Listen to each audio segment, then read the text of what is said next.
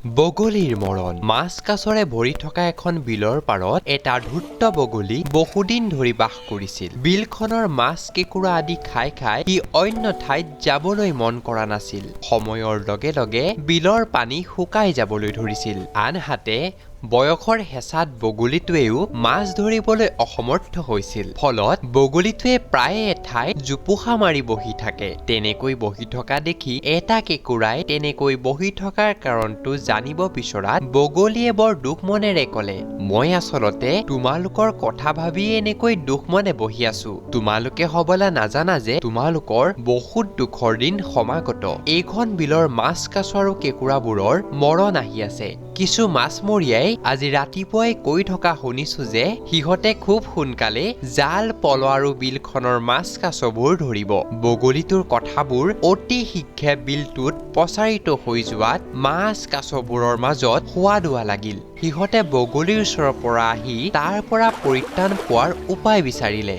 বগলীটোৱে ক'লে, এতিয়া মোৰ দেহত আগৰ দৰে বৰ শক্তি নাই, কিন্তু এটা দুটাকৈ মোৰ ঠোঁটেৰে নি দূৰৰ বিলত আশ্ৰয় দিব পাৰিম। বগলীৰ দিহাত মাছবোৰ মান্তি হল। বগলীয়েও সেই সুযোগ এৰি নিদিলে। সি প্ৰতিদিনে তাৰ ঠোঁটেৰে মাছ লৈ যায় আৰু আনন্দ মনেৰে সেই মাছটোৰ শিলৰ ওপৰত লৈ উদৰ পুৰাই খায়। এইদৰে কিছুদিন যোৱাৰ পিছত এদিন কেঁকুৰাটোৱে বগলীটোক খাটনি ধৰিলে যে সময় থাকোতে তাকো সেইখন বিললৈ উৰুৱাই নিব লাগে।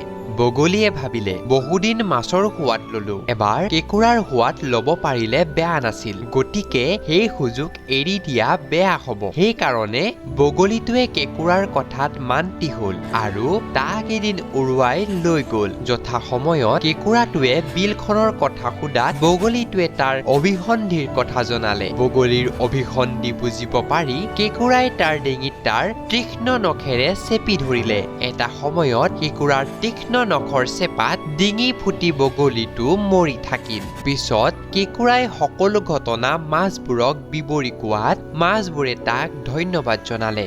ভাইটি ভণ্টিসকল, এই সাধুটো আমি সংগ্ৰহ কৰিছো পঞ্চতত্নৰ সাধু পুথিৰ পৰা। আশা কৰো তোমালোকে সাধুটো শুনি ভাল পালা। আমি লগ পাম আৰু এটা সুন্দৰ সাধুৱেৰে। এতিয়া আমি মাগিছো বিদায়।